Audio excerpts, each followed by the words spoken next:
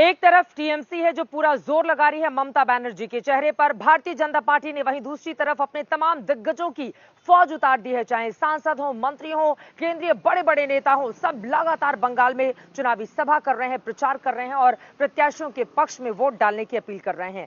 इसी कड़ी में केंद्रीय मंत्री स्मृति ईरानी एक बार फिर से बंगाल पहुंची, उनसे बातचीत की है हमारे संवाददाता हिमांशु मिश्रा ने। सुनिए।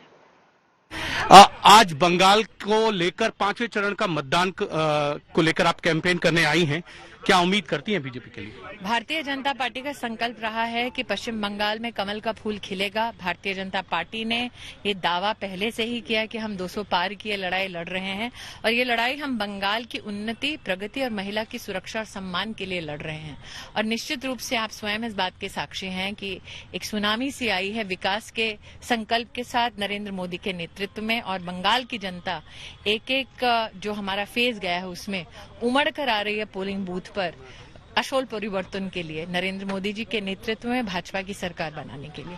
लेकिन ममता बनर्जी तो कह रही हैं आप बांटने की राजनीति करते हैं, आप जो है पोलराइज कर रहे हैं, तुष्टीकरण की राजनीति करे ममता बनर्जी, जय श्री राम के नारे का उल्लंघन करें अथवा उसके प्रति घृणा व्यक्त करें ममता बनर्जी, माँ दुर्गा की प्रतिमा का विसर्जन ना होने दे ममता बनर्जी, सरस्वती पूजा रोके ममता बनर्जी, और हम कम्युनल हैं।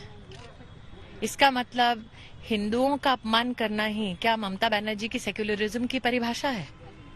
एक सवाल यह है कि ममता बनर्जी के जो रणनीतिकार हैं प्रशांत किशोर, वो ये कह रहे हैं कि अगर बीजेपी 100 सीट से ज्यादा जीती तो वो राजनीति के अंदर मैनेजमेंट पहले कह रहे थे कि बीजेपी के बूथ में ही कोई कार्यकर्ता नहीं मिलेगा।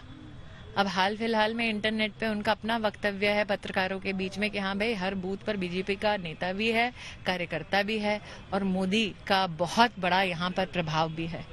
तो प्रशांत किशोर की किस बात को माने हम? स्मृति जी, एक ममता बनर्जी हैं जो चौथे चरण में कूच बिहार में घटना हुई थी, उसमें 5 लोगों की जान चली गई। आज वो उनके परिवारों से मिली हैं।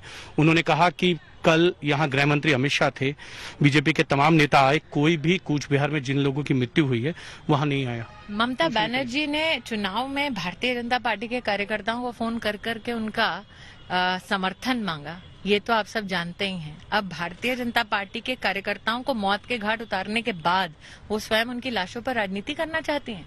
130 भारतीय जनता पार्टी के कार्यकर्ताओं का खून ममता बनर्जी के सर पर है और ये खून कभी उनको माफ नहीं होगा। राहुल गांधी हैं, वो चौथे चरण के बाद यहाँ कैंपेन करने आ रहे हैं जब आधा चुनाव बीत चुका है और आज अंतिम दिन है 5वें चरण के। जी, सोया हुआ राजकुमार जागेगा तभी तो जब संघर्ष खत्म होगा उनकी पार्टी का। हमारा ये बहुत बड़ा सौभाग्य है कि हमारी पार्टी का नेतृत्व कार्यकर्ता के हर संघर्ष में कंधे से कंधा मिलाकर चलता है और हर चुनाव में आप देखते हैं कि हमारा पूरा संगठन पूर्ण निष्ठा के साथ जनता के मध्य में उतरता है और इसीलिए हम जीतते भी हैं। यूपी में आपने मुझसे बात करते हुए कहा था, बनारस में जब विधानसभा चुनाव थे, आपने कहा था कि जितना आप अनुमान लगा रहे हैं उससे ज्यादा की सीटें हमको मिलेंगी और आपने कहा था 300 के पार जाएंगे। इस बार कितना आपका अनुमान है? जैसे कि अमित भाई ने कहा कि ये चुनाव आपको अचंभित करेगा क्योंकि यूपी से भी बेहतर रिजल्ट वो बंगाल में देख रहे हैं। मैं तो इतना ही कहूंगी कि बंगाल में एक একটা পাড়ায় যে আমরা ভোট পাচ্ছি ওই এক একটা ভোটের জন্য আমি धन्यवाद জানাতে চাই। एक डर का माहौल तृणमूल ने यहाँ बनाया, फिर भी लोग निडर होकर पोलिंग बूथ पर आ रहे हैं, निडर होकर भारतीय जनता पार्टी के लिए वोट दे रहे हैं, विकास की उम्मीद के साथ वोट दे रहे हैं और हम बंगाल की जनता को आश्वस्त करना चाहते हैं कि उस उम्मीद पर हम खरे उतरेंगे।